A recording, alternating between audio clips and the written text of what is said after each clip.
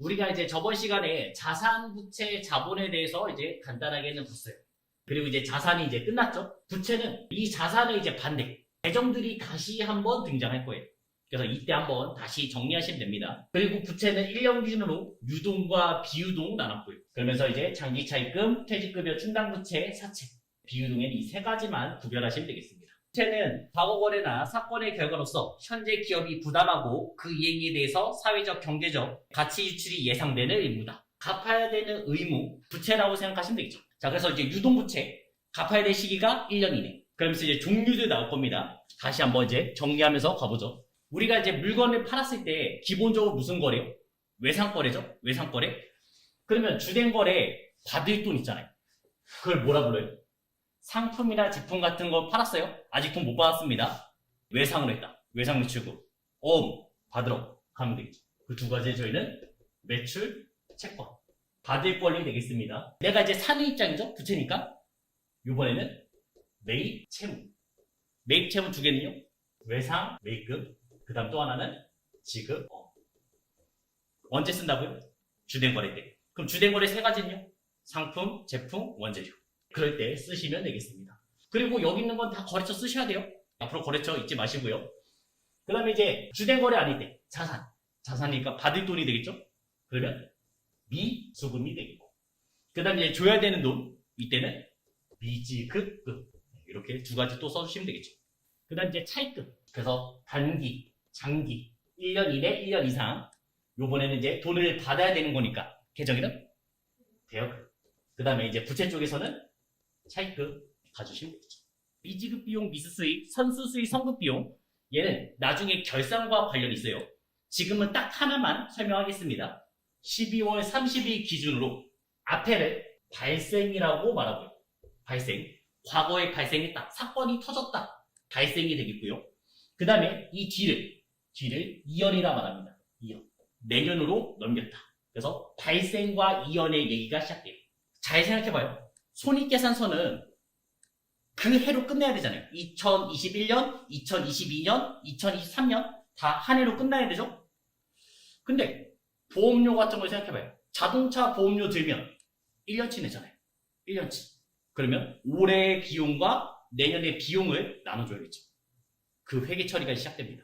예를 들어서 10월 1일 저는 자동차 보험에 들었습니다. 1년치 들었어요.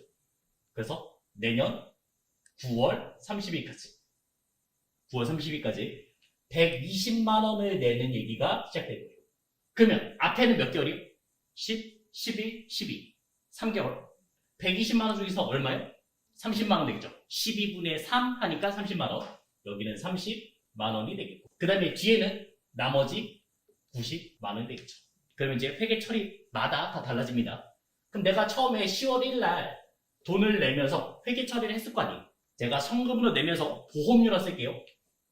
보험료. 이제 비용으로 말한 거고요. 120만 원을 냈습니다. 그 다음에 이제 현금으로 120만 원을 내고 있는 상황이에요. 그리고 이제 12월 31일 결산이 됐어요. 그럼 아까 전에 손익계산서 어떻게 해요? 올해 거만 따지셔야죠. 30만 원은 올해의 비용이 맞아요. 근데 90만 원은요? 올해 비용이에요? 아니잖아요. 얘는 내년의 비용이잖아요. 그래서 수정분계를 해주셔야 됩니다. 결산 수정분계를 하셔야 돼요. 보험료가 없어지는 거예요. 비용이 기본 자리였죠? 그거에 나머지 90만 원만큼은 없애버리면 되겠습니다. 내년의 비용이니까. 그래서 보험료 90만 원 이렇게 없애주시면 되겠고요. 그럼 차변에다가 이제 뭐라 써요? 이 비용을 미리 낸 거죠? 미리 냈으니까 이때 쓰는 계정 이름이 선급 비용 되겠습니다. 선급 비용 90만 원. 처음에 120만 원 냈을 때 지금은 비용 처리한 거죠? 근데 냈을 때 자산 처리할 수도 있습니다. 10월 날 제가 또 돈 내보겠습니다. 근데 처음부터 선급 비용으로 잡았다고요. 돈을 내면서 자산으로 처리했다고요. 미리 낸 비용, 자산 120만 원을 냈고 똑같이 현금 120만 원을 낸 상황이에요. 자, 그러면 또 이제 확인해 주셔야 됩니다. 앞이 중요한지 뒤가 중요한지 이제 확인을 해 주셔야 돼요. 요번에는 내가 처음부터 자산 처리한 거예요. 돈 내면서. 그러면 자산이 없어지면 차변이에요, 대변이에요? 대변해가지고. 그래서 대변에 없애버리면 됩니다. 선급 비용을 없애버리고, 그리고 없앨 때도 감가상각하는 것처럼 없애시면 돼요. 앞에 거 쓴 만큼을 없애버리면 돼요. 그래서 30만 원을 없애주시면 돼요. 그럼 이제 차변 자리 비어있죠? 왜 없어진 거예요? 뭐 낸 거예요, 결론적으로? 보험료 낸 거죠. 보험료 낸 거라서 여기다가 이제 보험료 30 써주시면 되겠습니다. 결론은 똑같습니다. 보험료 120에서 90만 원 뺐잖아요. 그러면 30만 원 비용 처리한 거고요. 그 다음에 아래에서도 비용 나온 거는 지금 보험료 30만 원밖에 없어요. 둘 다 똑같습니다. 자, 그래서 조금만 더 얘기하자면 우리가 이제 12월 30일 기준으로 이 앞에 아까 발생했죠? 발생하면 두 가지의 계정이 나와요. 미가 나옵니다. 미. 그 다음에 이연하면 또 두 개의 계정이란 선이 나와요. 그래서 나오는 게 미지급 비용. 미지급 금에서 왔어요. 미지급 금에서. 미지급 금 부채죠? 자, 이름에 지금 비용이라고 써있다고 얘 비용 아니에요. 기본 자리가 차변이 아닙니다. 처음에 어디서 나왔다고요? 미지급 금에서 왔다고요. 부채. 얘 부채예요. 나중에 이름에 혼동되시면 안 돼요. 그 다음에 두 번째는 미수 수익. 미수 수익 뜻은 모르겠어요? 아직 못 받은 수익이죠? 아직 못 받은 수익? 얘는 미수 금에서 왔어요. 우리가 수익 자리가 대별이라고 얘 수익 아닙니다. 아까 뭐라고요? 미수 금에서 왔다고요. 그게 뭐예요? 자산이에요. 기본 자리가 차별이에요. 이런 거 계정만 조금 조심하시면 돼요. 그 다음에 선선. 방금 전에 보셨던 선급 비용. 비용을 미리 냈다고요. 비용을 미리 냈으니까 얘는 자산이 되고. 그 다음에 두 번째는 선수 수익. 선수 수익. 미리 땡겨받은 수익입니다. 그래서 얘는 부채입니다. 그 다음에 선수금, 선급금, 계약금, 선급금. 네, 그래서 자산, 선급금이 되겠고. 그 다음에 부채, 선수금. 미리 돈을 받은 선수금, 선납, 세금. 미리 낸 세금이 되겠고, 선납 세금 하면 딱 두 가지 상황이 있다면요. 그 중에 첫 번째 상황이 상당히 중요했습니다. 언제? 이자 받을 때 되겠죠. 우리가 10만원 이자를 받아야 되는데 그 10만원을 다 받지 않잖아요. 세금 떼고 받죠? 그게 선납세금 되고요. 그 다음에 두 번째는요. 법인세 중간예납. 법인세 중간예납이 이제 선납세금 되겠죠. 자, 그 다음에 이제 예수금은. 예수금은 언제 보통 나왔어요? 직원한테 급여 줄 때. 예를 들어서 급여. 뭐 300만원 있는데 그 300만원을 다 주지 않잖아요. 4대 보험, 그 다음에 소득세 빼고 주잖아요. 그때 이제 예수금. 나머지는 이체하시면 되겠죠. 이런 식으로 넣으시면 되겠죠. 예수금은 어차피 직원의 돈입니다. 직원의 돈이니까 우리는 부채로 잡아두시면 되겠어요. 그 다음 또 예수금. 어제 나왔었죠? 언제요? 이자 줄 때. 이자 줄 때도 원천징수 하고 주니까 그때 예수금. 내 돈이 아니니까. 자, 그 다음에 8번에서는 부가세 예수금, 부가세 대입금 나왔습니다. 얘는 물건을 팔거나 사는 얘기죠? 부가세는 몇 프로예요? 10%. 그러면 내가 물건을 만약 팔아봐요. 100만원짜리 물건을 팔았어요. 10%인 10만원을 더 받을 거 아니에요. 그 계정 이름? 내 돈이에요? 아니죠. 부가세 예수금. 부가세 예수금이 되겠고. 그 다음에 내가 반대로 이제 물건을 샀을 때 부가세 대입금 10% 내고 살 겁니다. 부가세 대급금. 그 다음 또 하나는 부가세 예수금. 미지급 세금도 두 번 쓰잖아요. 그 중에서 얘도 첫 번째가 중요했죠? 똑같이. 미지급 세금 언제 썼어요? 부가세 때 썼죠.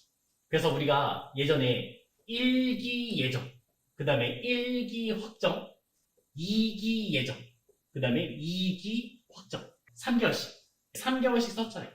1월 1일부터 3월 31일, 4월 1일부터 6월 30일, 7월 1일부터 9월 30일, 10월 1일부터 12월 31일. 그 마지막 날에 회계 처리하잖아요. 이때 회계 처리는 어떻게 했어요? 서로 상계를 합니다. 그래서 차변에 부가세 예수금, 부채가 없어져요. 내야 될 세금이 1000만원 있었고, 그 다음에 물건을 사서 팔았을 거니까 산 것도 있겠죠. 부가세 대급금이 700만원 있었습니다. 그럼 결론적으로 말하면 300만원의 세금을 더 내야 되는 거죠? 세금 냈어요? 안 냈어요. 세금 안 냈습니다. 아직 안 냈으니까 그때 쓰는 게 이제 미지급 세금 300만원. 이렇게 가시면 되겠죠. 그러면 이 세금 언제 낸다 했어요? 다음 달 25일. 그래서 만약에 6월 30일 거라면 7월 25일. 다음 달 25일까지 내주시면 되겠습니다. 미지급 배당금. 이것도 일단 처음 봤죠? 그러면 우리가 먼저 이것부터 해볼게요. 내가 삼성전자의 주식을 갖고 있어요. 그러면 배당금이 나올 거 아니에요. 현금 받을 수 있고 주식 받을 수 있죠. 그러면 현금 받을 때 계정이는 뭐였어요? 일단 차변에 현금 받으라 했으니까 현금 받으면 되겠고, 대변의 계정이는 배당금 수익이라는 계정을 쓰시면 되겠습니다. 요것도 세금을 떼고 받을 거예요. 그래서 여기서도 예수금이 있어요. 그 다음에 이제 주식 받으면요, 얘는 회계 처리가 없습니다. 수량과 단가만 새로 계산한다. 그게 이제 여기였죠. 요번엔 내가 이제 주식을 발행하는 입장입니다. 2023년 우리가 이제 1년 동안 장사를 했습니다. 그러면 이제 1년 동안 얼마 벌었는지가 나왔겠죠? 회사의 주인은 누구예요? 주주. 주주한테 그 이득을 나눠줘야 돼요. 그러면 저희가 보통 3개월 이내, 예를 들어서 3월 10일 이때 주주총회가 열립니다. 현금으로 얼마 줄지, 주식을 얼마 줄지 이때 이제 얘기가 나온 거죠. 그래서 현금 배당, 그 다음에 주식 배당에 관련된 얘기가 나와요. 차변에 과거의 이익을 나눠줄 거잖아요. 작년의 이익을 나눠줄 거잖아요. 그래서 올해로 2월을 시킨 거예요. 2월 이익잉여 요거를 줄 겁니다. 원래는 이익잉여금이에요. 이익잉여금. 근데 2월 된 이익잉여금. 작년에 번 돈을 나눠주겠다. 인 거고요. 기본 자리가 원래는 대변 자리입니다. 자본 쪽이에요. 그래서 없어졌으니까 차변을 오고. 그 다음에 지금은 말만 한 거잖아요. 현금 주겠다, 주식 주겠다, 말만 한 거죠? 실제 줬어요? 안 줬어요. 안 줬습니다. 그때 나온 부채예요, 이제. 회사의 부채. 미지급 배당금이 여기서 나온 겁니다. 지금 방금 보셨던 미지급 배당금. 왜요? 현금 주기로 했잖아요. 근데 현금 줬어요? 아직 안 줬다고요. 그래서 이렇게 미지급 배당금 부채가 생긴 거고요. 그 다음에 주식 주기로 했죠? 요번에 주식 주기를. 그럼 똑같이 차변에 2월 이익잉여금 가시면 되겠고, 주식 줄 때는 우리가 주식을 만들어서 줘야 돼요. 주식이 없어요. 그래서 미교부 주식 배당금이라는 계정을 써주시면 되겠습니다. 그리고 이제 실제로 나중에 줘야겠죠? 그거는 주주총회가 끝나고 3개월 이내로 주시면 되겠어요. 그래서 뭐 예를 들어서 6월 1일 날 줬다. 그러면 차변에 부채가 없어지면서 미지급 배당금. 그 다음에 대변에는 실제 돈 주면 되겠죠. 현금, 보통 예금 주시면 되겠죠. 그 다음에 주식 주기로 했잖아요. 그럼 주식을 줘야겠죠. 만들어서 줄 겁니다. 그래서 이때는 자본금의 공식 주식소파의 액면가에서 자본금 넣으시면 되겠어요. 미지급 배당금, 주주총회에서 현금 배당 결의 시 미지급된 배당액을 말한다. 아직 안 줬으니까. 유동성 장기 부채는 아까 전에 차입금이 있었는데 장기 차입금 있잖아요. 내가 돈을 빌렸습니다. 한 3년 동안 쓸 거예요. 그리고 이제 갚아야 될 시기가 언젠가는 1년 안으로 들어온다 했었죠? 그때 쓰는 계정 이름. 그게 이제 유동성 장기 부채. 우리가 이제 급여를 받을 때 4대 보험을 떼죠? 4대 보험 하면 뭐뭐 있어요? 국민연금, 건강보험, 고용보험, 산재. 이렇게 4가지의 보험이 되겠습니다. 자, 그러면 이 돈을 직원과 회사가 이제 반반씩, 사용자와 사용인이 이제 반반씩 내고 있습니다. 그러면 직원, 냈을 때 계정은 뭐예요? 예수금. 그렇죠? 이때가 이제 예수금 되겠습니다. 산재는 직원이 낸 돈이 없어요. 요거는 회사가 100% 냅니다. 직원이 국민연금 50% 내고 있고요. 그 다음에 건강보험도 50% 내고 있고요. 고용보험은 조금 달라요. 고용보험은 사업에 따라 다릅니다. 사업이 크게 3개, 더 크게 4개까지 얘기하는데 일단 3개로 하면 첫 번째는 우리의 직원들을 안 자르고 꾸준히 고용을 해요. 그런 거는 이제 다 회사가 100% 내고 있고요. 그래서 직원이 된 돈 없어요. 고용안전사업. 참고로 그냥 고용안전사업이라고 보시면 되겠고, 이거는 다 회사가 내고 있고요. 그 다음에 두 번째 사업은 우리가 지금 학원에 왔을 때 보통 네이버 카드를 많이 가지고 옵니다. 실업자, 재직자 그 카드를 가지고 이제 교육을 들어요. 그럼 나라에서 출석률이 어느 정도 되면 일정 부분을 지원해주는 그런 얘기 있어요. 그래서 네이버 카드, 네이버 사업이 하나 있습니다. 이것도 회사가 100% 내고 있습니다. 직원이 내는 돈 없어요. 왜냐면 우리 직원을 훈련시키는 것도 목적이고, 그 다음에 회사에서도 효율적으로 쓰려고, 직원들을 효율적으로 쓰려고 만드는 얘기가 되고, 그 다음에 세 번째 실업급여. 이것만 이제 50%씩 내고 있습니다. 그게 예수금. 그 다음에 산재는 회사가 100% 내고 있고요. 자, 그러면 직원이 낸 것까지 오케이. 알겠어요. 예수금. 그러면 회사가 50% 내준다면요. 계정 이름 있을 거 아니에요. 회사가 돈 내줬으니까. 각각 다 있습니다. 건강보험, 고용보험 이 두 가지 먼저 할게요. 이 두 가지는 복리후생비. 회사가 내줬을 때 복리후생비 가시면 되고요. 그 다음에 연금을 회사가 내주면 세금과 공과. 산재를 회사가 내주시면 이때는 보험입니다. 각각 계정을 다 다르게 쓰셔야 됩니다. 자, 45번. 다음같이 전월분 건강보험료 현금 납부했다. 일단 기획시, 영업부, 총무부 여기엔 다 이제 본사 지원을 생각하시면 되겠어요. 판관비가 되겠습니다. 그리고 종업원 부담금 21만원 보이죠? 계정 이름 뭐예요? 예수금. 차변에 예수금 21만원 가주시면 되겠죠. 왜냐면 지금 내고 있는 거니까. 그 다음에 회사가 낸 것도 21만원 있습니다. 근데 계정 이름 뭐였어요? 복리후생비 21만원 가주시면 되겠죠. 그래서 42만원을 뭐로 냈어요? 결국 현금 42만원을 냈죠. 자, 이런 거는 이제 어떻게 되냐? 우리가 뭐 8월 25일 날 급여를 받았으면 그러면 저희가 이 예수금을 다음 달 10일까지 9월 10일까지 납부하시면 되는 겁니다. 4대 보험은 다음 달 10일까지 지로를 보시면 다음 달 10일까지 내라고 다 나와 있을 거예요. 하나만 더 해볼까요? 63번 4월분 국민연금 45만원 회사가 22만 5천원을 내주고 있습니다. 직원이 낸 것도 22만 5천원이에요. 거기까지는 좋아요. 근데 문제는 뭐냐? 우리 직원들은 지금 5대5의 비율로 갖고 있어요. 관리부 5, 생산부 5. 그러면 500번대, 800번대를 나눠달라는 얘기죠. 요번에도 납부하고 있으니까 이렇게 쓰면 되겠죠. 차변에 예수금. 그 다음에 또 하나는 세금과 공과. 근데 예수금은 직원이 낸 거니까 22만 5천원. 세금과 공과는 이제 두 가지로 나눠지겠죠? 책. 그 다음에 판. 500번대, 800번대 나눠서 써주시면 되겠습니다. 판. 쓰면 되겠죠. 11만 2,500, 11만 2,500 이렇게 남으시면 되겠죠. 그리고 이걸 다 못 냈어요? 현금으로 45만원. 가수금, 가지급금은요? 원인을 알 수 없는 돈이 들어오거나 원인을 알 수 없는 돈이 나갔을 때. 그래서 가지급금, 그 다음에 이제 가수금 이렇게 구별하시면 되겠죠. 난이도 중에 7번. 다음 자료에서 기말 외상매입금 잔액을 계산하면 물어봤어요. T를 하나 그릴게요. T를 하나 그리는데 이 T는 상품에 관련된 T예요. 우리가 재고자산 때 했던 T가 되겠습니다. 그러면 이제 기초, 총매입, 그 다음에 이제 매출원가, 그 다음에 이제 기말에 T를 그리시면 되겠죠. 먼저 대입을 먼저 해보겠습니다. 대입을. 기초 상품 재고액은 50. 그 다음에 기말 상품 재고는 60. 그 다음에 기중 상품 매출. 상품 매출이 150만원 있습니다. 그럼 우리 T 그렸을 때 하나 더 그려야 됐죠? 순매출에서 매출 원가를 빼면 나온 게 이제 매출 총이 이렇게 되는 거잖아요. 그 매출이 지금 현재 150만원. 자, 그 다음에 매출 총이익률은 30% 된다고 나와 있습니다. 요거는 잠시 뒤에 갈 거고요. 기초 외상 매입금. 자, 외상 매입금이죠? 이번엔 부채죠? 그래서 T를 하나 더 그려요. 요번엔 부채 T를 그릴 겁니다. 그래서 외상 매입금에 T를 하나 그렸고요. 자, 외상 매입금은 부채잖아요. 그럼 부채의 기본 자리는 어디예요? 대변이 시작하겠죠. 그래서 여기가 이제 기초예요. 기초가 되는 거고 이제 기말이 되는 겁니다. 그 다음 또 생각해봐요. 외상 매입금이 증가하려면 물건을 사야 돼요, 팔아야 돼요? 물건 샀을 때 계속 외상 매입금이 증가하겠죠?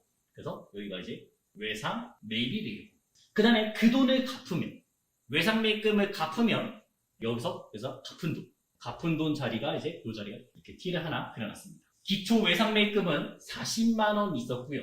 그 다음에 기중 외상 매입금 지급액 외상 매입금 갚은 돈이 120만원 되겠죠. 지급액이 120만원 되겠습니다.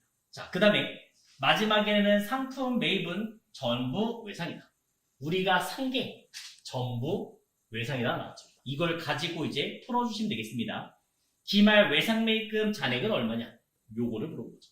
기말 외상 매입금 잔액이 얼마냐? 그럼 아까 전에 순매출이 150만원 있었는데 여기에서 매출 총이익률이 몇 %요? 30% 했잖아요. 그러면 계산 끝났죠? 150만원에 30% 하시면 얼마예요? 45만원. 그러면 매출 원가는 얼마 돼요? 105만원 되겠죠. 그래서 이 105만원이 들어간 거고. 그 다음에 저희는 차대변은 언제나 같아야 됩니다. 지금 대변 자리가 165만원이에요. 그 중에 50만원 빼면 이번에 산 거는 115만원이라는 얘기죠. 근데 이거를 다 어떻게 했냐면 우리 다 외상으로 샀어요. 만약에 여기서 이 중에 20만원을 현금 주고 나머지 95만원을 외상 매입했다 했으면 이 95만원이 넘어가면 되는데 전부 다 외상 매입이니까 요게 이제 이 자리에 온 거죠. 외상 매입. 그래서 115만원 써주시면 되겠습니다. 그럼 외상 매입금도 마찬가지로 차 대변에 비교하셔야 됩니다. 지금 대변 자리가 155만원. 그 다음에 차변 자리가 120만원 빼주시면 그거 얼마예요? 35만원 되겠죠. 그래서 3번 나오시면 되겠습니다. 저희 시험에서는 안 내요. 네, 안 냅니다. 요거는 재경이 좋아하는 문제예요. 재경관리사 쪽에서 좋아하는 문제고 그래도 이렇게 이제 풀 수도 있다는 것만 한번 체크해 주시면 되겠습니다. 자, 그리고 매출 총이익률. 예전에 이것도 얘기했었죠? 매출 총이익률. 분모는 무조건 뭐였어요? 순매출 잡으시면 되고 매출로 잡으시면 되고 그 다음 분자는 물어보는 거 그대로 쓰시면 돼요.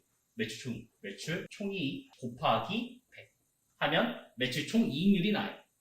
자, 그 다음에 여기서 계속 가잖아요. 여기서 이제 판관비 빼면 영업이익 나오겠죠? 그래서 물어볼 때 영업이익률 물어봤으면 분모는 절대 불변이에요. 매출. 분자는 그대로 물어보는 거 그대로 영업이익 곱하기 100 하면서 가시면 되겠습니다. 당기순 이익률 구하시면요. 분모는 뭐라고요? 매출. 그 다음에 분자는 물어본 당기순이 그대로. 그 다음에 곱하기 100. 네, 이런 식으로 계산해 주시면 되겠습니다. 네, 참고로 알아주시면 좋습니다. 그러면 방금 전에 이 스타일로 한번 풀어볼게요. 여기서 우리가 매출이 지금 150만 원이었고요. 요게 150만 원이었고요. 그 다음에 매출 총이익률은 30%였잖아요. 30%였잖아요. 0 2개 지워버리고 0 2개 지워버리고 넘기면 되겠죠. 30 곱하기 지금 15,000 해주시면 되겠죠. 매출 총이익은 45만 원. 분계 문제 34번. 이익이 부가세 예정 때. 이익이 예정이면 몇 월부터 몇 월이에요? 7월부터 9월. 7월부터 9월 나야 되고요. 그 다음에 우리가 이제 9월 30일 마지막 날에 회계 처리한다고. 자, 여기서 부가세 예수금이 내야 되는 돈이 지금 3,700. 그 다음에 49만 4,500원. 그 다음에 대변에는 부가세 대금금 48,400원 이렇게 나왔습니다. 내야 되는 돈, 그 다음에 환급받아야 되는 돈. 그럼 결론적으로 이번에 내야 돼요, 환급받아야 돼요? 내야 되죠? 내야 되는 돈이 더 많으니까. 그래서 그때 쓰는 계정이는 뭐라고요? 미지급 세금 써주시면 되겠습니다. 1,744만 6,100원 차대변 맞춰서 계산해 주시면 되겠습니다. 자주 나오는 스타일이에요. 그 다음에 이제 이럴 수도 있어요. 이번에는 내가 물건을 많이 샀어요. 그럼 이제 환급 받아야겠죠? 환급 받을 때는 여기다가 이제 뭐라 써요? 계정이는? 돈 받았어요? 아직 안 받았잖아요. 계정이는? 미수금. 그때는 미수금 쓰시면 되겠습니다. 네, 46번. 여기도 계정 한번 설명해 드리겠습니다. 미국 워싱턴은행부터 차입한 단기 차입금 상환하기 위해서 국민은행 달러로 환전해서 상환했다. 환전대금은 국민은행 보통예금 계좌에서 이체했다 나왔습니다. 외화에 관련된 문제죠. 외화에 관련된 문제는 계정 이름이 총 4개가 있어요. 우리가 이제 기중이라 말하면 언제요? 뭐 1월 1일부터 12월 한 30일 정도라고 생각하시면 되겠어요. 그래서 이때 나오는 계정 이름은 외환 차입, 또 하나는 외환 차손, 이런 계정을 쓰시면 되겠고요. 그럼 이제 또 뭐가 있겠어요? 기말 12월 31일에 계정 이름이 또 2개가 있습니다. 이때는 외화 환산 손실, 그 다음에 외화 환산 이익, 총 4가지의 계정 이름이 나올 거예요. 문제 자체는 어렵지 않습니다. 구별만 할 수 있으면 쉬워요. 그리고 기중, 기말, 기말이 조금 더 단어가 길다라고 생각하면 구별이 더 잘 될 거예요. 나중을 위해서 안 헷갈리려고 기말이 좀 더 길다. 그럼 이 문제로 하나 보여드리죠. 예를 들어서 지금 여기서 날짜는 12월 1일이라고 가정했고요. 차입금액 $10,000를 빌렸습니다. 그리고 내가 돈을 빌렸을 때는 1,100원이었죠? 그러면 이렇게 쓸게요. 단기 차입금 $10,000 곱하기 1,100원. 그래서 제가 빌린 돈은 1,100만원. 그 다음에 거래처는 뭐 미국이라고 그냥 간단히 쓰죠. 그리고 저는 이 돈을 받았습니다. 보통 예금으로 받았어요. 1,100만원을 받은 상황입니다. 자, 그리고 이 돈을 12월 한 20일 정도에 갚아보겠습니다.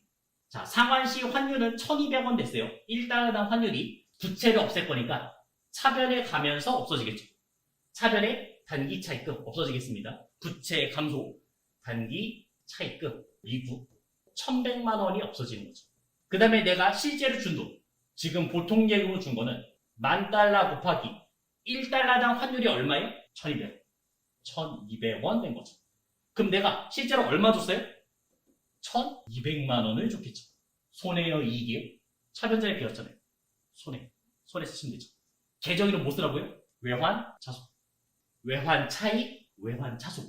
기중에 쓴다. 애나 위아나 다 그런 문제로 나올 수가 있습니다. 항상 계산한 1달러당, 1엔당, 1위안당 이렇게 계산하는 게 제일 좋고요. 자, 이번에는 응용해서 결산으로 넘어갈게요. 내가 지금 돈을 빌렸죠? 그리고 그 돈을 갚을 거예요. 이 돈을 내년 5월 달에 갚을 겁니다. 근데 내년 5월 되기 전에 우리는 12월 31일 결산이잖아요. 이 결산 때 환율이 바뀌었어요. 1달러당 900원이 된 거예요. 현재 내가 돈을 빌렸고 그 다음에 결산 때 1달러당 900원이 됐습니다. 손해요, 이익이에요? 이익이 될 겁니다. 그거를 이제 풀면서 가보죠. 우리가 단기 매매 증권, 매도한 증권 결산 기억나시나요? 뭐만 따졌어요? 단기 매매 증권, 매도한 증권 결산 때 뭐만 따졌어요? 증가. 얼마만큼 가격이 올랐는지, 얼마만큼 가격이 떨어졌는지 그것만 따졌습니다. 얘도 마찬가지. 얘도 증가만 따지면 돼요. 우선 1,100원짜리가 지금 900원 됐잖아요. 1,100원짜리가 900원이 됐으니까 1달러당 가격이 얼마의 증감이 생겼어요? 200원의 증감이 생겼고 그 다음에 총 몇 달러요? 10,000달러. 그러면 변화는 200만 원 되겠죠. 이렇게 이제 써놓고 시작하시면 돼요. 그리고 이제 손해인지 이익인지를 판단하시면 되겠습니다. 내가 갚아야 될 돈이 줄었으니까 200만 원 이익이죠. 그러면 뭐라 쓴다고요? 수익자리니까 대변자리. 외화, 환산, 이익 쓰시면 되죠. 200만 원 넣어주시면 되겠습니다. 그럼 차변자리는요? 그만큼 부채가 줄어든 거죠? 단기 차입금이 없어지는 거예요. 그만큼 돈 안 갚아야 되니까 부채 감소가 되는 겁니다. 그래서 단기 차입금. 단기 차입금. 그래서 계정 이름 4개 한 번 더 정리해봤습니다. 비유동 부채 보겠습니다. 비유동 부채. 부채 중 보고기간 말로부터 만기가 1년 이후에 도래하는 부채 비유동 부채라 한다. 그 다음에 비유동 부채 종류 나오죠? 지금 4개 보이는데 딱 3개만 기억하시면 돼요. 장기 차입금. 그 다음 두 번째는 퇴직급여 충당 부채. 세 번째는 사채. 딱 이 3가지만 기억하세요. 그것 빼고는 다 뭐요? 유동부채라고 생각하시면 됩니다. 장기 차입금. 아래쪽에 보시면 실질적으로 이자를 부담하는 차입금으로서 만기가 재무상태일로부터 1년 이후에 도래하는 것을 말한다. 또한 장기 차입금 중 만기가 재무상태표일로부터 1년 이내에 도래 시 유동성 장기부채라는 개정으로 대체한다. 이거 딱 하나밖에 없습니다. 시험 문제가. 자, 그래서 예를 들어서 2021년 10월 10날 요때 1,000만 원을 빌렸습니다. 그리고 그 상환은 3년 뒤. 3년 뒤에 돈을 갚기로 한 거예요. 그러면 2022년, 2023년, 2024년 10월 10날이라고 가정하죠. 돈을 갚는 날짜는 2024년 10월 10일이라고 가정하겠습니다. 자, 우리가 이제 결산을 해야 될 거 아니에요. 2023년 12월 31일 시점이 된 거예요. 그러니까 이 문제는 항상 결산 때만 나오겠죠? 그러면 이 시점부터 2024년 10월 10일까지는 몇 개월이요? 10개월밖에 안 되죠. 자, 그러면 내가 빌렸을 때 회계 처리 잠깐 해보면 보통 예금으로 1,000만 원, 그 다음에 장기 차입금 1,000만 원 이렇게 써놨고요. 그 다음 결산 문제 2023년 12월 30일 12월 30일 되면 이 장기 차입금의 계정 쓸 수 있다고요? 못 쓴다고요. 그래서 이 계정이 없어지는 거예요. 차변. 장기 차입금 1,000만 원을 넣어주시면 되겠습니다. 그거 대신에 새로운 부채가 나오죠. 그 새로운 부채의 이름은요? 유동성 장기부채. 1,000만 원 넣어주시면 되겠습니다. 당연히 거래처는 둘 다 쓰셔야 됩니다. 퇴직급여 충당부채. 여기는 중요합니다. 퇴직금은 종업원의 입사 시부터 퇴직 시까지 근로를 제공한 대가로 퇴직할 때 이 시에 지급받은 급여를 말한다. 근로자 퇴직급여 보장법에 의하면 기업은 계속 근로기간 1년에 대해서 31분의 이상의 평균 임금을 퇴직금으로 지급해야 한다. 우리가 1년치 일하면 한 달치 월급을 주잖아요. 그 얘기를 하고 있는 겁니다. 자, 그러면 임원은요? 임원은 조금 더 많이 줘요. 임원은. 그러니까 우리가 계산할 때는 12분의 1로 계산하는데 임원은 10분의 1. 네, 이런 식으로 계산되고요. 그 다음에 임원은 그 대신 한도라는 게 있어요. 퇴직금을 줄 수 있는 한도가 있고 그 한도가 넘어가면 한도 초과가 됩니다. 나중에 송금으로 인정되지 않아요. 비용 처리가 돼요. 퇴직금 주는 것도 회사 입장에서는 비용이잖아요. 그 비용 인정을 안 해줍니다. 그럼 직원한테 퇴직금을 만약에 100만 원 줘야 돼요. 네, 근데 회사가 뭐 200만 원, 300만 원 줬어요. 비용 처리돼요? 직원한테? 그때는 됩니다. 그래서 직원한테 베푸는 거는 오케이. 근데 임원은 한도가 있어요. 그래서 이거를 예전에 좀 편법으로 쓴 것도 있었죠. 네, 어떤 직원이 한 명 있었는데 한 6년 된 직원이었나요? 그 사람의 퇴직금을 55로 줬어요. 네, 약간 횡령의 개념이었죠. 좀 편법을 쓰는 경우도 좀 있습니다. 또 아래쪽에 보시면 퇴직급여 추계. 여기는 좀 체크해 주시고요. 퇴직급여 추계의 뜻은 뭐냐면 우리 직원들을 가상으로 다 퇴사를 시켜요. 가상으로 다 퇴사시킵니다. 퇴직금에 필요한 돈이 나올 거니 그거를 이제 계산한 거죠. 퇴직급여 추계액이란 결산이 현재 전 임직원 퇴사할 경우 지급해야 할 퇴직금 예상액을 말한다. 그리고 퇴직급여 추계액 전액을 부채로 인식한다. 어차피 줄 돈이니까. 퇴직급여 충당 부채. 우리 직원이 나가는 거를 대비했다. 비슷한 게 이제 대손 충당금. 자, 그러면 만들고 시작하겠습니다. 2022년 12월 31일 우리 직원이 나가는 거를 대비해서 퇴직급여 충당부채 1,000만 원을 준비해놨어요. 그리고 5월 10일 A라는 직원이 퇴사를 했습니다. A의 퇴직금은 얼마였냐? 700만 원이었어요. 괜찮죠? 내가 만들어놓은 건 1,000만 원인데 지금 700만 원 주면 되는 거잖아요. 내 생각 범위 안에 있습니다. 그러면 차변에 퇴직급여 충당부채, 부채 감소. 그래서 700만 원 쓰시면 되겠고. 그 다음에 대변에는 이제 이체해 주시면 되겠죠. 보통 예금 700만 원 넣어주시면 되겠어요. 여기서도 세금 있습니다. 그런 건 이제 예수금 잡으시면 돼요. 생략하고 갑니다. 자, 그 다음 B라는 직원이 10월 10일 날 퇴사를 했습니다. 이 B라는 직원의 퇴직금은 500만 원. 돈이 부족하죠? 지금 남아있는 잔액이 300만 원이잖아요. 그 300만 원을 먼저 다 쓰셔야죠. 그래서 차변에 퇴직급여 충당 부채. 먼저 300만 원 있는 거 다 쓰고 그럼 나머지는 비용 처리하시면 되겠죠. 대손 충당금 때 생각해봐요. 먼저 못 받을 걸 대비해서 만들었죠? 다 썼습니다. 대손 충당금 다 쓰면 넘어가는 돈 계정으로 뭐로 잡았어요? 대손 상각비. 그렇게 비용 처리하시면 되겠고요. 지금도 비용 처리하시면 되겠습니다. 그래서 지금의 비용은 퇴직급여. 퇴직급여라는 개념을 쓰시면 돼요. 그래서 200만 원 이렇게 만드시면 되겠죠. 그래서 보통예금으로 또 500만 원 다 썼고요. 잔액 있어요? 없습니다. 이제 다 썼습니다. 그리고 이제 12월 31일이 됐어요. 12월 30일 결산이니까 또 내년에 직원이 얼마큼 나갈지를 대비해야 되잖아요. 그래서 퇴직급여 충당부채를 만드시면 되겠습니다. 내년에는 한 2천만 원 필요할 것 같아요. 2천만 원 필요할 것 같다. 네, 이렇게 놨습니다. 그러면 처음부터 다 보충을 해야 되는 얘기죠? 그럼 2천만 원이 그냥 생겨요? 아니죠. 비용 처리하면서 만드셔야겠죠. 그러면 차변의 계정에는 퇴직급여, 그래서 2천만 원 만드시면 되고요. 그 다음 대변에는 퇴직급여 충당부채 이렇게 만드시면 끝납니다. 분계 문제 33번. 제조부 소속 신상용 대리 퇴직금 900만 원 중 소득세 및 지방소득세 23만 원 원천 징수했고요.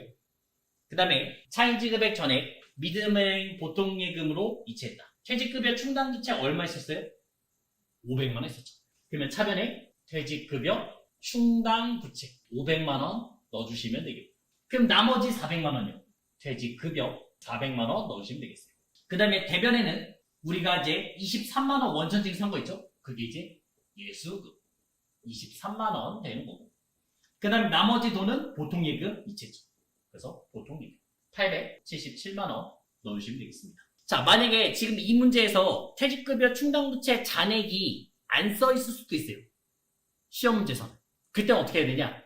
저희가 직접 조회를 하시면 되겠습니다. 얼마 있는지 직접 찾아봐야 돼요. 계정별 원장이라는 곳을 가서 퇴직급여 충당부채가 얼마 있는지를 확인하시면 되겠습니다.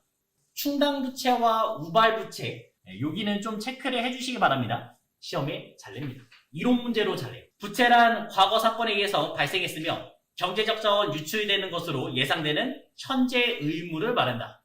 갚아야 되는 의무. 갚아야 될 의무가 이제 충당부채 되고요. 그 다음에 확정부채.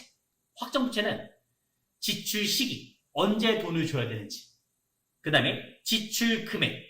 이런 게 이제 확실하게 알고 있는 거고요. 지출 시기와 지출 금액 확정된 것을 말하나 충당부채는 지금 써있는 게 다 충당부채잖아요. 이 충당부채는 뭐예요?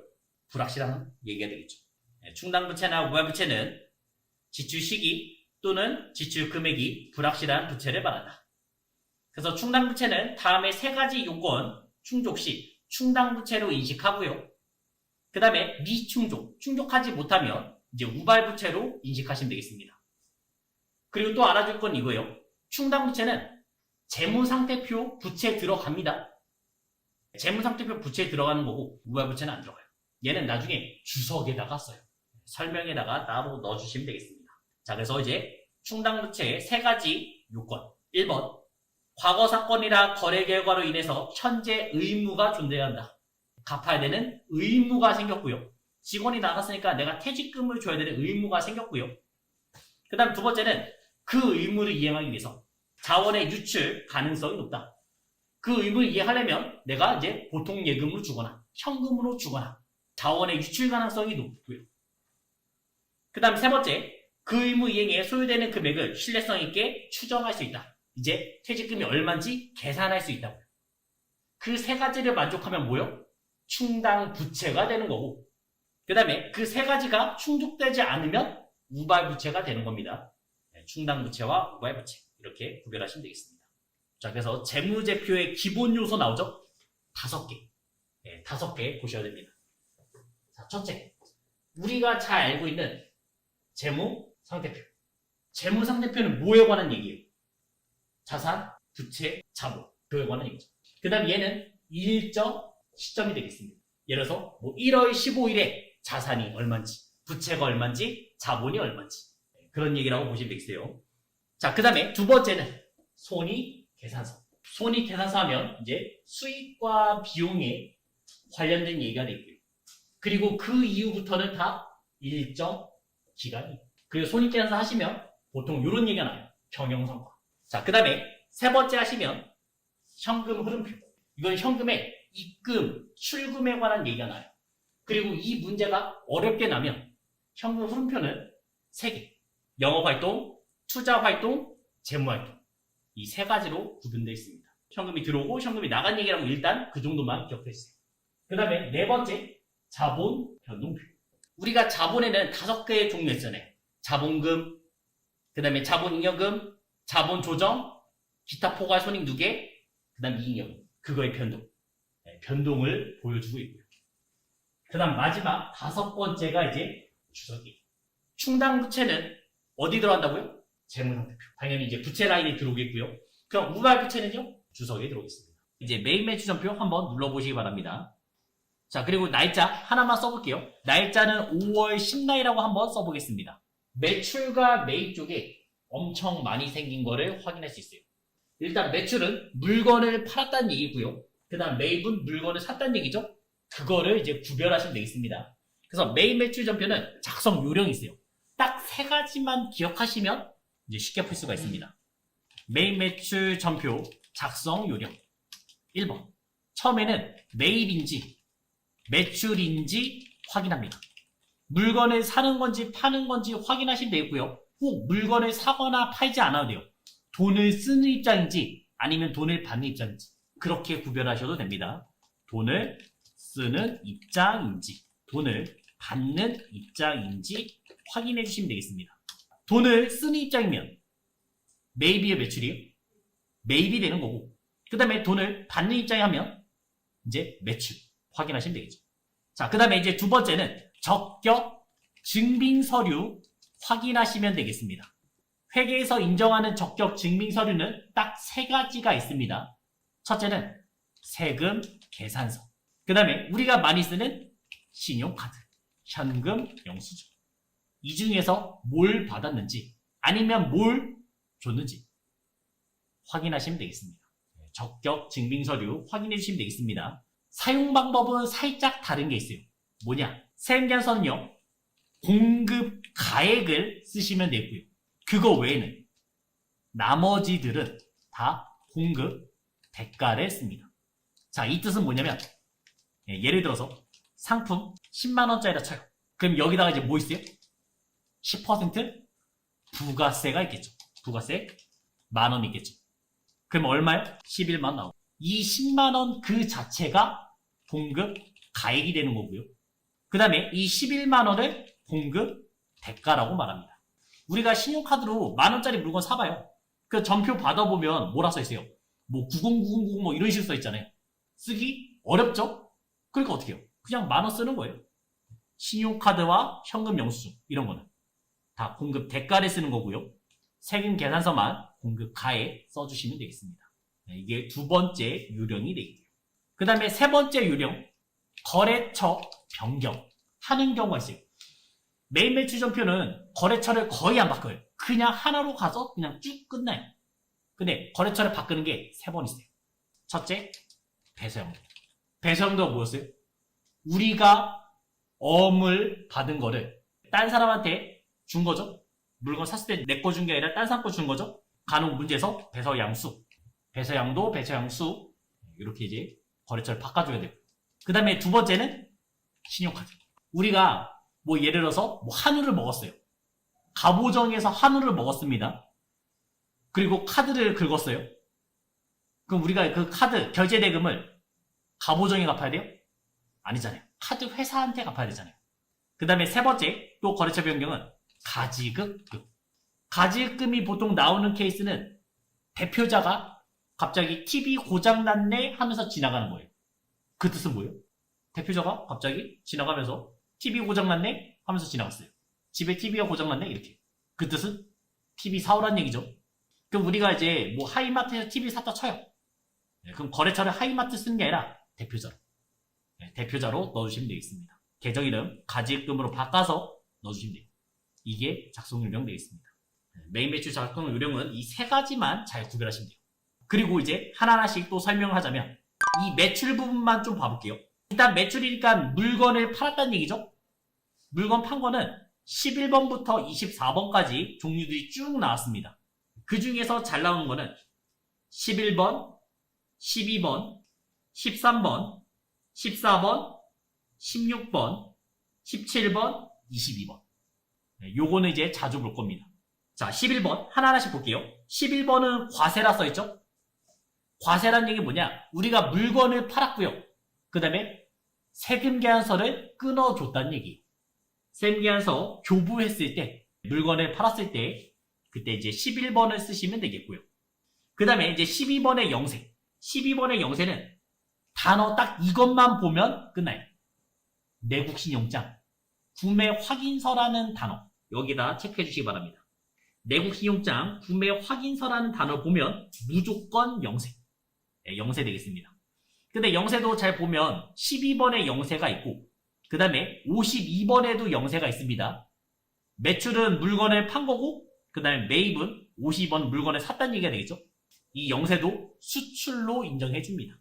자, 그 다음에 13번의 면세는 면세 재화를 공급하고 계산서를 교부했을 때, 요번에 이름이 세금계산서가 아니에요. 세금이란 단어가 없어요. 그때는 면세가 돼 있어요. 그 면세의 대표적인 종류는 꽃, 고기, 그 다음에 뭐 잡지, 책 이런 류는 면세 되겠습니다. 시험에 나오면 보통 꽃이 제일 많이 나와요. 자, 그 다음에 14번의 건별은 무증빙이라 써있죠? 이 무증빙은 이 적격 증빙서류 3개, 세금계산서, 신용카드, 현금영수증 없던 얘기예요. 없고 그냥 판 거예요. 내가 만약 임정 사장이라면 끊어주고 싶어요? 적격 증빙서 끊고 싶어요? 안 끊고 싶죠? 이거 끊으면 세금 내야 되니까 그냥 현금 받고 그냥 끝내버린 거예요. 무증빙, 증빙서류가 없다는 얘기 되겠습니다. 그래서 과세재화를 공급하고 일반 영수증 또는 미발행했을 때 건별 가시면 되고요. 그 다음에 이제 간주공급도 체크 한번 해주시기 바랍니다. 간주공급. 그때도 이제 건별로 가겠습니다. 간주공급은 나중에 부가세 할 때 좀 더 자세하게 설명할게요. 자, 그 다음에 16번의 수출. 우리가 해외로 직수출했을 때. 우리가 뭐 일본, 미국, 뭐 러시아 이런 데 해외나 직수출하면 16번에 수출을 쓰시면 되겠습니다.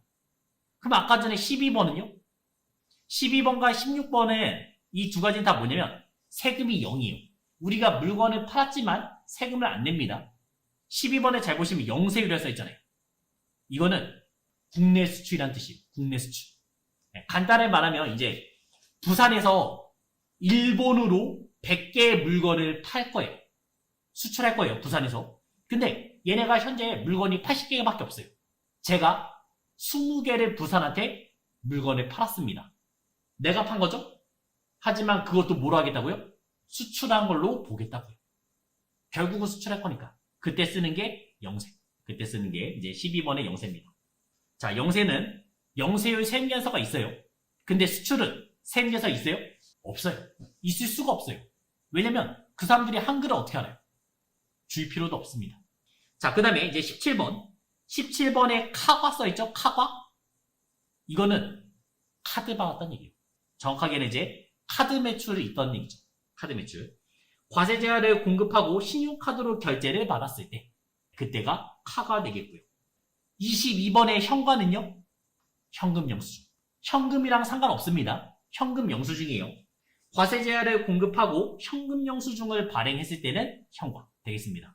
우리가 그냥 이체하고 현금 영수증 끊어달라 할 수도 있잖아요. 그러니까 현금과는 관련이 없어요. 현금 영수증입니다. 그것만 구별하시면 돼요. 그래서 11번은 세금계산서가 있는 얘기고 17번은 신용카드가 있는 얘기고요. 그 다음에 22번은 현금 영수증. 이렇게 구별하면서 가시면 되겠습니다.